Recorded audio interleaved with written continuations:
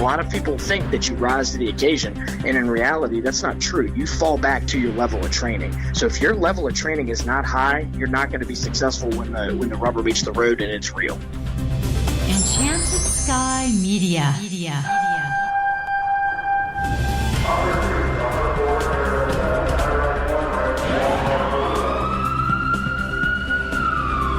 From the Federal Resources Studio, this is Code 3, the Firefighters Podcast, hosted by award-winning journalist Scott Orr. Code 3 features interviews with leading members of the fire service, discussing firefighting strategy, tactics, and other topics you need to know more about. Now, here's Scott. That's right, and I will not let Parkinson stop me. Thank you for joining me again here on Code 3. This is the show for and about firefighters.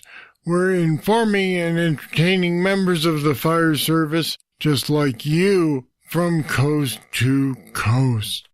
Training is the key to knowing how to fight fires, especially when your department doesn't respond to frequent real-world structure fires. It's also the way to make sure no one gets hurt. But there's a right way to train and a whole lot of wrong ways, according to my guest today. He's here to tell us how training goes wrong and how it can be more realistic. Robby Owens has been a firefighter for over 20 years. He's a captain in the Henrico County, Virginia Division of Fire. His career started when he was 15 years old as a volunteer, and he runs the website AverageJakeFirefighter.com. Robby Owens, welcome to Code 3. Thank you so much, Scott, for having me. I really enjoy listening to your podcast, and I'm honored to be a guest. Well, it's great to have you. So they say you fight like you train, so why does it seem like so much firefighter training is just checking the boxes? Well, I think you kind of hit on it a little bit in your introduction. It really kind of starts with we have so much other things other than the fire department stuff that we're supposed to do. Yet the fire department still is what's on the side of our rig, still what's on our building, still what's on our shirts. But yet we have to do all these other tasks, and a lot of times the basic firefighting skills that we need when those fires happen kind of get pushed to the wayside. The other thing is that a lot of firefighter training is not sexy. It's hard work. It's dirty work. It's blue-collar work. And sometimes people don't want to do that when it's 100 degrees outside or it's 20 degrees outside. Guys don't want to go outside and pull lines or throw ladders or do searches. But in reality, that's the time we need to do it, because those are the situations where it's the most stressful, when those adverse weather conditions and things of that nature, are presenting themselves. We need to be trained for those situations. Well, the thing that seems most concerning to me is that if you don't have a whole lot of structure fires, when you do have one, you're going to have firefighters who don't have a lot of real-world experience. So it seems like their training needs to be even better. I would 100% agree with that. Fires are down just about everywhere except maybe in some major urban cities.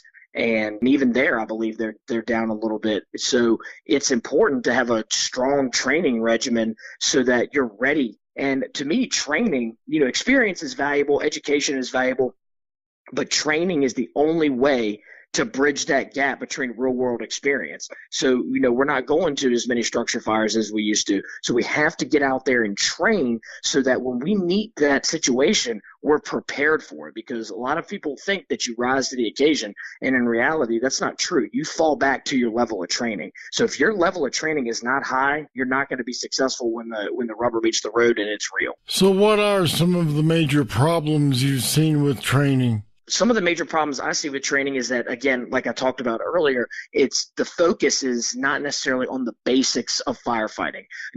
Especially like with engine company work. Engine company work is flowing water and stretching lines. It's blue collar, down and dirty work. And a lot of people would rather just sit in the recliner or, do something on a computer, watch a YouTube video. You can learn a lot from a YouTube video, but there's no substitute for going out there and putting your hands on stuff. And I feel like I see that apathy in the fire service so much these days. It's like twisting someone's arm to get them to go out on the drill ground for a couple hours to stretch hose and to flow water and to do searches and just to do all those things that we have to do at every fire. And it seems like some of the training that does get done is not adequate. For instance, you have the engine pull up, they stretch a line, put out a fire or put out a simulated fire, and that's it. But the engineer doesn't get any experience working with multiple lines or a supply line. Things that would take extra time to do seem to get overlooked. Yeah, I would say that the realistic aspect of our training is definitely taking a hit. It used to be, and I realize that there's regulations and that there's, different things we have to follow. It's very hard these days to make a acquired structure NFPA compliant for a burn. But those were valuable sets and reps for me as a young firefighter coming up, getting to do acquired structure burns and doing all those things, seeing, real world buildings being burned up and having to operate and find that, because everybody, by the time you do a couple burns in your recruit school, you're fully aware of the layout of your burn building. So it starts to be not very challenging. And so you can go in there and put fires out in your burn building all day, which is valuable, but we're not getting those valuable sets and reps with the realisticness of our training. We're just not seeing them as much today as we were in the past. And that's where I wanted to go next with burn buildings. It seems to me that burn buildings' best asset is that they teach you what the environment is like. But once you know that, they're not great for how to put out a fire. Yeah, I mean, especially with the way that, NFPA, and again, I'm not bashing NFPA here. I definitely think that they have value in the fire service. But with the restrictions they put on the fuel loads we're allowed to use, we're not allowed to use real world fuel loads. And let's be honest, burn buildings are not real buildings. You could set a heck of a fire in there and it's not going to fall down on you, where in the real world, that is not a reality. If you have these real world fuel loads where everything is basically just, plastics and foam, and it almost burns just like gasoline, those fire loads take a toll on the buildings that we're in, and there's a real risk of collapse. There's a real risk of flashover. In a lot of these burn buildings, you're not seeing that, so you're not getting the fire behavior training. You're not getting how much water you really need to flow in order to put out a real world fire. So it can actually create some bad habits that you have to retrain yourself so that you don't repeat them when it's real. I'll be back with more right after this. Federal Resources is a mission-critical solutions provider with only one goal: to empower and prepare the first responder for any threat, at home or abroad, that they are called on to respond to. Your mission is to protect and defend. Our mission is to make sure you're equipped with the knowledge and training on response techniques to current threats. We'll make sure you know the latest innovations in technology to ensure mission success every time. You look out for everyone else. Let us look out for you. Learn more at federalresources.com.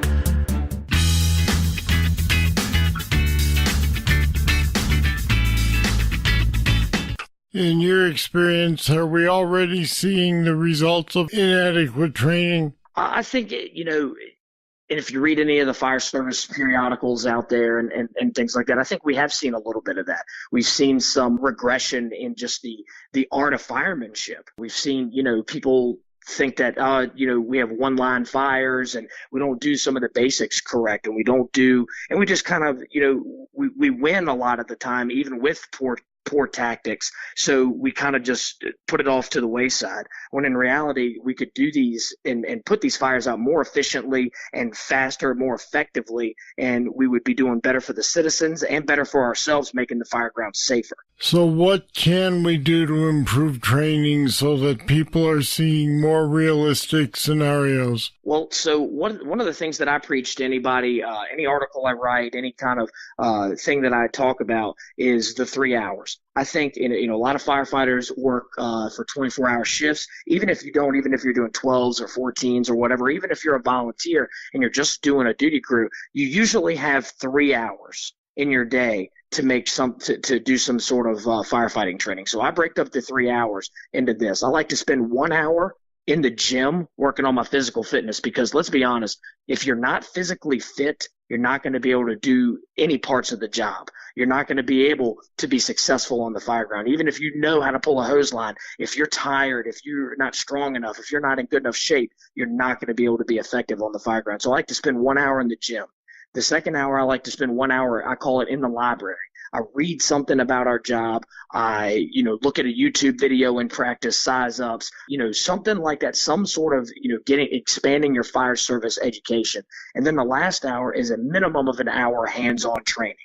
Getting out on the ground, pulling hose lines, throwing ladders, forcing doors, doing searches, putting your gear on, and just making, practicing those basic firemanship skills that we need on a daily basis when that real fire comes out. I really think if you do that, even if you're not going to a lot of fires, you'll become a pretty phenomenal firefighter if you're consistent with doing those 3 hours. Now, I know you're going to say it's everybody's responsibility to do this, but when they are not all that interested, how do we motivate them to do these things? I mean, it's for your own good, but they may be more interested, as you said, in sitting around watching TV. Yeah, and I think it's a couple different ways. One, the first way, obviously, is if you're not going to do it for you, then do it for the other people around you. I would hope that people would train hard, not just for their family, but for my family, my wife and my 2 kids. I want the guy next to me to be just as trained as I am so that I can go home safe to my family. And I'm going to do the same for him. I'm going to train for my family, but I'm training for his as well. So maybe you can appeal to that motivation. And to quote my good buddy, instructor John Dixon, I kind of appeal to this in this aspect too, is nobody instituted a draft for you to come into the fire service. No one came to your house while you were sitting on the couch and said, you're going to be a firefighter. So you chose this job. You went, and especially in my fire department, 1,000 people took the written test, and then 600 people or 300 people went through the CPAT. You went through an interview process with a panel and an interview process with our fire chief, went through 20-some weeks of recruit school, and now you're going to throw all of that away? You worked so hard to get this job. Why are you not going to want to be good at it? So, no one came to your house. We didn't come to you. You came to us. So you should do what we need to do to be the best firefighter in the best fire department that we can be. All good points. Robby Owens, thanks for talking with us today on Code 3. Thank you, Scott. And we've put some more information about real-world training and a link to Robby's website at code3podcast.com/reality. Check it out. Here comes your trivia question. What piece of apparatus is Daniel Hayes credited with inventing? I'll have the answer right after this. If you like Code 3, you'll love the Code 3 Bull Session. It's more discussion with our guests on any topic. Sometimes it's serious. Sometimes it's not so serious. But it's only available to patrons of Code 3. Find out what you've been missing. Go to code3podcast.com/support. Pledge just $10 a month to support Code 3, and you'll get immediate access to all the Bull Sessions in our library and future interviews as we post them. Become a patron today, support the show, and get access to the Code 3 Bull Sessions. Here's the trivia answer. Daniel Hayes invented the aerial ladder. All right, that's it. That's all for this edition of Code 3. What do you think of the show? You can let me know by email, scott@code3podcast.com. Thank you for listening. I'll be back next time with more. I hope you'll join me. I'm Scott Orr, and until then, stay safe. Code 3 is made possible through the generous support of Federal Resources. Visit them at federalresources.com. This show is a production of Enchanted Sky Media. To contact us, get more information on today's show, or to subscribe to the podcast, go to code3podcast.com.